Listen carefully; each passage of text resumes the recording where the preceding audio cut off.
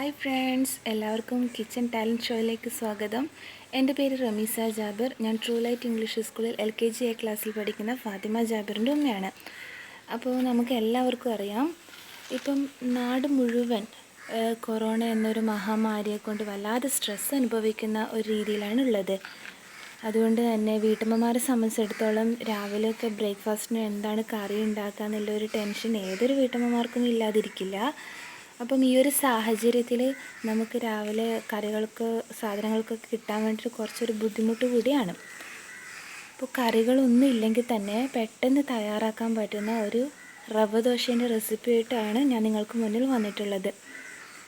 അപ്പോൾ നമുക്ക് എല്ലാവർക്കും കൊറോണ എന്ന ഈ മഹാമാരിയെ നമ്മുടെ രാജ്യത്തിൽ നിന്ന് തന്നെ തുടച്ചു നീക്കാൻ വേണ്ടിയിട്ട് ഒറ്റക്കെട്ടായി പോരാടാൻ പറ്റട്ടെ എന്നൊരു ശുഭപ്രതിജ്ഞയോടു കൂടിയാണ് ഞാൻ ഇന്ന് ഈ വീഡിയോ തുടങ്ങുന്നത്.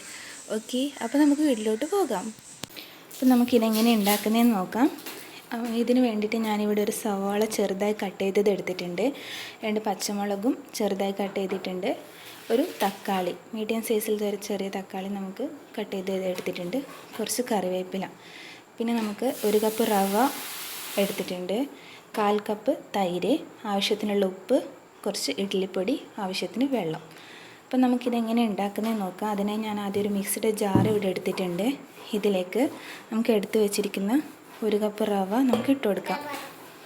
നമുക്ക് ഏത് റവയായാലും കുഴപ്പമില്ല, വറുത്ത റവയായാലും വറുക്കാത്ത റവയായാലും കുഴപ്പമില്ല. 1 കപ്പ് ഇട്ട് കൊടുത്തു. ഇനി ഇതിലേക്ക് 1/4 കപ്പ് തൈരും കൂടി ഒഴിച്ചു കൊടുക്കാം. ഇനി ഇതിലേക്ക് ആവശ്യത്തിനുള്ള ഉപ്പും കൂടി ചേർത്ത് കൊടുക്കാം.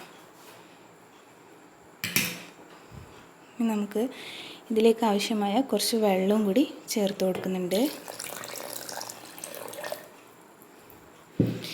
ഇനി ഇത് നമുക്ക് നന്നായിട്ട് 2 മിനിറ്റ് നന്നായി ബ്ലെൻഡ് ചെയ്തെടുത്തിട്ട് വരാം. അപ്പം ശരി, ഞാനിത് ഒന്ന് മിക്സ് ചെയ്തെടുത്തിട്ട് വരാം. അപ്പം ഞാനിവിടെ 2 മിനിറ്റ് ഈ റവ നന്നായിട്ട് അടിച്ചെടുത്തിട്ടുണ്ട്. ഇനി നമുക്കിത് ഒരു പാത്രത്തിലേക്ക് ഒഴിച്ചു കൊടുക്കാം.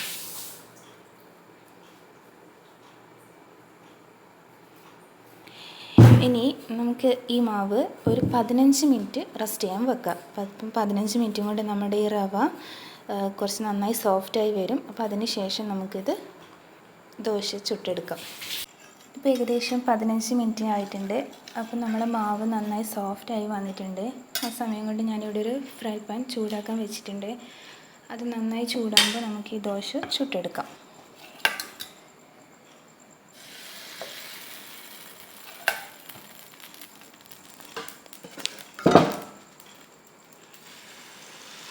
നമ്മൾ ഒരുപാട് അങ്ങ് പരത്തി കൊടുക്കണ്ട, ജസ്റ്റ് ഒന്ന് പരത്തി കൊടുക്കാം.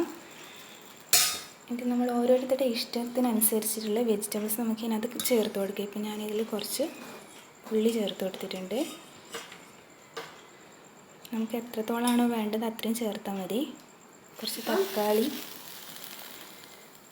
കുറച്ച് പച്ചമുളകും, കുറച്ച് കറിവേപ്പില ഇട്ട് കൊടുത്തിട്ടുണ്ട്. ഇനി നമുക്ക് നേരത്തെ ഇഡ്ഡലി പൊടിയും കൂടി ഇതിൻ്റെ മുകളിൽ ഇട്ട് കൊടുക്കാം. ഇത് ജസ്റ്റ് 20 സെക്കൻഡ് നമുക്കിതൊന്ന് അടച്ചിട്ട് വേവിക്കാൻ വെക്കാം. ഇപ്പം ഒരു 20 സെക്കൻഡ് കഴിഞ്ഞിട്ടുണ്ട്. ഇനി നമുക്കിതൊന്ന് തുറന്ന് നോക്കാം. ജസ്റ്റ് നമ്മുടെ ദോശ ഇപ്പം ഒന്ന് റെഡി ആയിട്ടുണ്ട്. ജസ്റ്റ് ഒന്ന് മറിച്ചിട്ട് കൊടുക്കാം. മറിച്ചിട്ട് കൊടുക്കുമ്പോൾ കുറച്ച് ജസ്റ്റ് ഒന്ന് പ്രസ് ചെയ്ത് കൊടുക്കണം. നമ്മൾ ഉള്ളിയും തക്കാളിയൊക്കെ ഇതിന് പിടിച്ച് വരാൻ വേണ്ടിയിട്ട്, തലക്ക് പോകാതിരിക്കാൻ വേണ്ടിയിട്ട് ജസ്റ്റ് ഒന്ന് പ്രസ് ചെയ്ത് കൊടുക്കാം. അപ്പോൾ നമ്മുടെ സൂപ്പറായിട്ട് ദോശ ഇവിടെ റെഡി ആയിട്ടുണ്ട്. ഇനി നമുക്കിത് വേറൊരു പാത്രത്തിലേക്ക് മാറ്റി കൊടുക്കാം. അങ്ങനെ ബാക്കിയുള്ള ദോശയും കൂടെ നമുക്ക് ചുട്ടെടുക്കാം.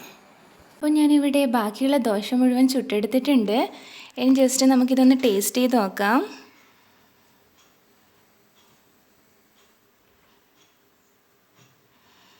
കണ്ടല്ലോ, വാവ്, നമ്മുടെ റവദോശ ഇവിടെ നല്ല സൂപ്പറായിട്ടുണ്ട്. തീർച്ചയായും നിങ്ങൾക്ക് എല്ലാവർക്കും ഇഷ്ടപ്പെട്ടു എന്നാണ് എൻ്റെ വിശ്വാസം. ഇഷ്ടപ്പെട്ടിട്ടുണ്ടെങ്കിൽ ലൈക്ക് ചെയ്യാനും ഷെയർ ചെയ്യാനും മറക്കരുത്. അതുപോലെ തന്നെ എല്ലാവരും തീർച്ചയായും ട്രൈ ചെയ്ത് നോക്കുകയും ചെയ്യുക. Okay, thank you.